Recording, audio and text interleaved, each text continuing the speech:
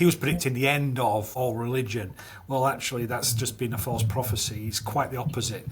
There's a guy called Alistair McGrath. If you really want to deep dive on a great scientist, as well as Christian theologian. He wrote a book called The Twilight of Atheism. He would predict that it's in its death throes, and that's what you're seeing in Western University. And I believe I would go along with that. The churches in the UK, it's not as in a bad state as what some people like to say. You know that there's that quote about someone's death has been greatly exaggerated when someone read the obituary in a newspaper. I think there is a disillusionment with perhaps organised religion in the West. There's a mistrust of authority. You're seeing organisations, the church included, which have done a lot of wrong. So people question certain things.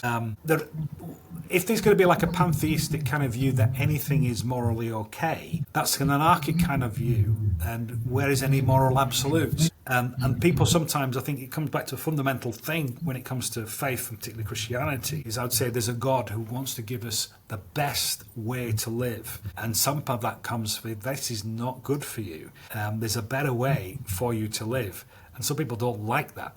And therefore, they don't want anyone to tell them how they want to live. They want to be, if you like, the gods of their own world. And I think that's one of the issues that we have in a selfish society, is when people say, don't you tell me what to do. They don't want to be told what to do. But part of it might be a reflection on, if you know a God who truly loves you, who will send his son to die for you, and he comes and says, listen, I know what's good for you. In a matter of faith and trust, I'm trusting that he knows what's best for me, that I'll follow what he says because I'm trusting him. People who don't trust God will not follow what he says.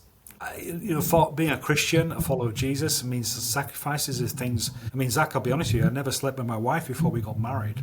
That was partly my fundamental Christian faith. The guys I used to work with always used to criticize me. Why don't you try before you buy? How do you know you become powerful? And all of some really ridiculous things, really, when I look back on it. But why would they do that? Because, well, I think, it talks in scripture about honoring marriage, and I wanted to save myself for her in that relationship. Sex is not the be all and end all of